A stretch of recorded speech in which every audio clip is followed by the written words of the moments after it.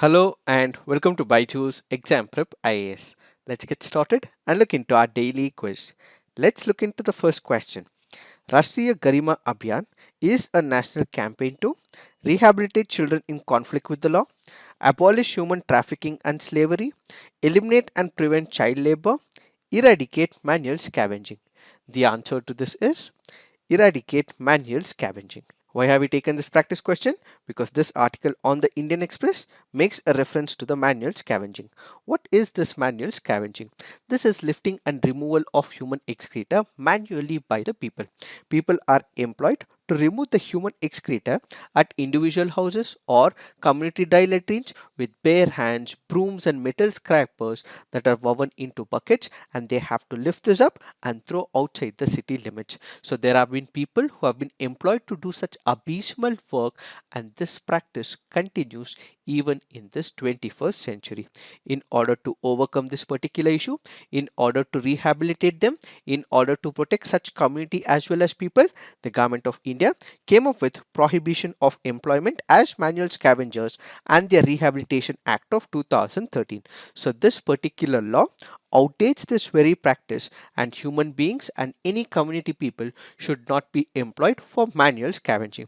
So it prohibits the construction and maintenance of insanitary toilets, prohibits the engagement or employment of anyone as a manual scavenger, and if any person is violating it, such a person, such a contractor can be imprisoned, and fine can also be imposed on such a person. And the offences under this particular law happens to be cognizable and non-bailable. So this article in the present situation goes on to say, even though the manual scavenging is banned in India, the practice is still prevalent in many parts of the country. Now let's look into the next practice question. Which of the following subjects are listed under the concurrent list? Education, forest, public health and sanitation, relief of the disabled and unemployable, taxes on luxuries, including taxes on entertainment. Which of them fall under the concurrent list? The answer to this is 1 and 2 only. Why have we taken this practice question? Because this article here is speaking about bringing education from the concurrent list to the state list. So there are different subjects which are part of the central list, part of the state list as well as concurrent list. When it comes to the union list, only the central government would be able to make laws on these subject items. When we speak about the state list, it is the state governments which should be able to make these laws in normal circumstances, and when it comes to the concurrent list, it is the state government and the central government which should be able to make laws when it comes to the concurrent list. If we look into these three, that is the public health and sanitation, relief of the disabled and unemployable, and taxes on luxuries and including taxes on entertainment, all of these come under the state list and it does not come under the concurrent list. What if there is a law that is passed by the central government? What if there is a law that is passed by the state government in the concurrent list? And what if there is a conflict between it? In such a situation, it is the central government law which will prevail over the state government's law. If they have to bring changes within the state government's law, presidential consent will also have to be taken in case of conflict between the state and the central law. Now, if you look into some of the important subjects under the union list, we have defense, army, international relations, ports, railways, highways and communication. State subject includes public order, police, public health and sanitation, hospital and dispensaries, betting and gambling, and concurrent list includes education, forest, trade unions, marriage, adoption and succession. Now let's look into the next practice question. Consider the following statements. Nomination of members to Rajya Sabha was taken from the Irish Constitution. President can nominate two members to the Lok Sabha from the Anglo-Indian community. Which of the statements given above are correct? The answer to this is one only. Why have we taken this practice question? Because this article here is speaking about Rajya Sabha seats. Let us try and understand what are these options. When we look into the first option, yes, nomination of members to Rajya Sabha was taken from the Irish Constitution. This is a right statement. What are the different sources of the Indian constitution? When we look into Australian constitution, we've imported the concept of concurrent list, freedom of trade, commerce and intercourse, joint sitting of the two houses of the parliament. When it comes to Canada, federation with a strong center, vesting of residuary powers in the center, appointment of state governors by the center, advisory jurisdiction of the Supreme Court has been imported from Canada. When it comes to the Irish constitution, we have imported the directive principles of state policy, nomination of members to Rajya Sabha and method of election of the president. All these have been imported from the Ireland constitution. So remember, the nomination of members to the Rajya Sabha is taken from the Irish constitution.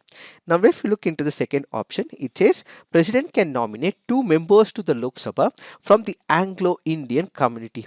This might have been right up until 2020. If you have Lakshmikant which gives this particular statement, it was correct, but after 2020 there was a constitutional amendment that was introduced by the government of India which removes this particular provision. So going forward, remember that the president cannot nominate two members to the Lok Sabha from the Anglo-Indian community. Why? Because this particular practice has been eliminated. So if you look into the article, up until 2020, we had Article 331 which spoke about the Lok Sabha nomination.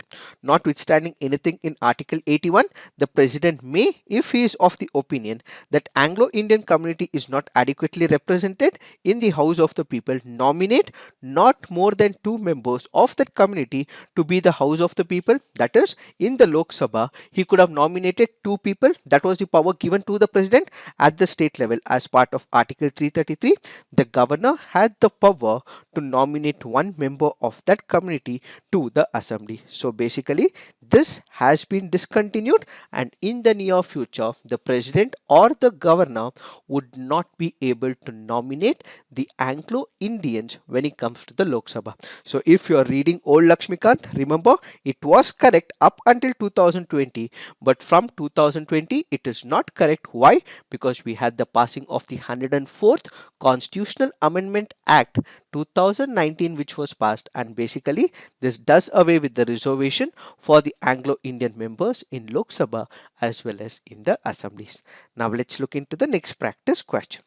The inverse relationship between unemployment rate and inflation is depicted by Kuznets curve, Phillips curve, Lorentz curve, Laffer curve. The answer to this is Phillips curve. Why have we taken this practice question? Because this article on the Hindu makes a reference to the inflation. What is it about the Phillips curve?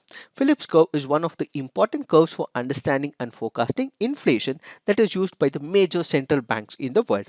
So the Phillips curve is the graphical representation of the short-term relationship between the unemployment and inflation within the economy. So basically, it will help us understand what is the relationship between the unemployment and inflation in that particular economy. And as part of the assignment, you have to put on the comment section what is the importance of Kuznets curve, what is the importance of Lorentz curve, and what is the importance of Laffer curve in the comment section. Now let's look into the next practice question. Which one of the following best defines the term state? A community of persons permanently occupying a definite territory, independent of external control and possessing an organized government, or politically organized people of a definite territory, possessing an authority to govern them, maintain law and order, protect their natural rights and safeguard their means of sustenance.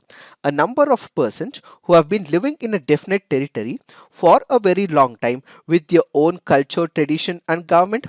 A society permanently living in a definite territory with a central authority and executive responsible to the central authority and an independent judiciary. Which of the statements best describes about state? The answer to this is A, which is nothing but a community of persons permanently occupying a definite territory, independent of the external control and possessing an organized government. If you have listened to our yesterday's CNA, we had a discussion about recognition of the state. We did also discuss, according to the Montevideo Conference, there are 4 four different essentials to form a state. What are these? One, what you require is the population. Second, what you require is the territory.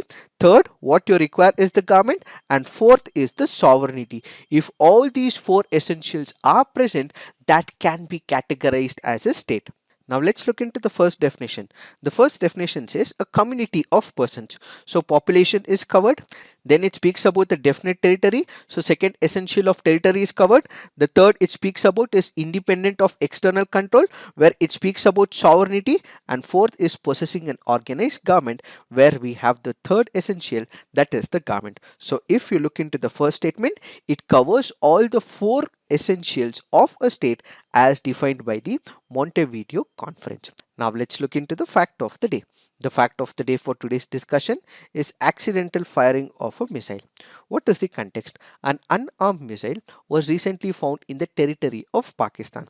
India did acknowledge this particular issue and said there might have been a technical malfunction, as a result of which an accidental firing of the missile into Pakistan may have taken place. India regrets this particular issue, and all the investigation with respect to this accidental firing of a missile will be undertaken by the government of India. What is that we have to understand here?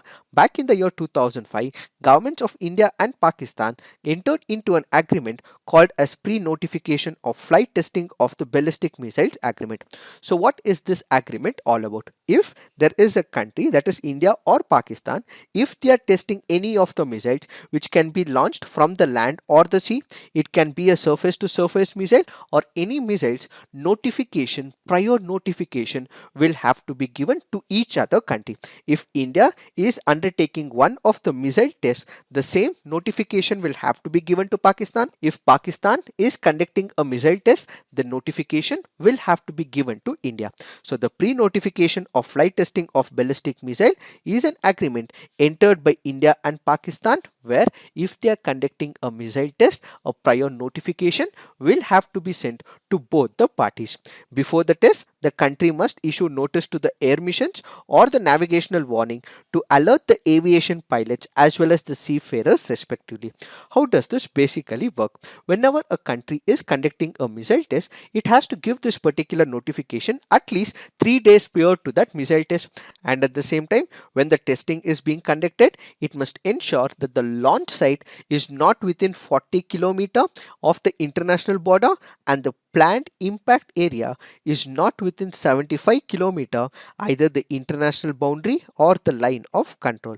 The agreement further says the planned trajectory should not cross the international boundary or the line of control and must maintain a horizontal distance of at least 40 kilometer from the border.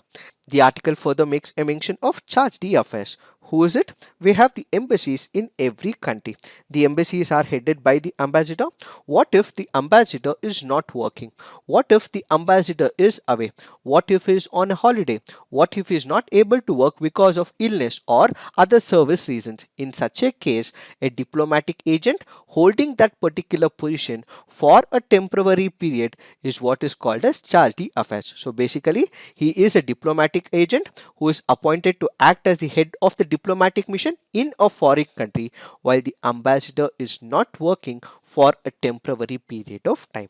It is this that we have to understand in reference to this article. So this is it for today. Thank you for watching. All the best.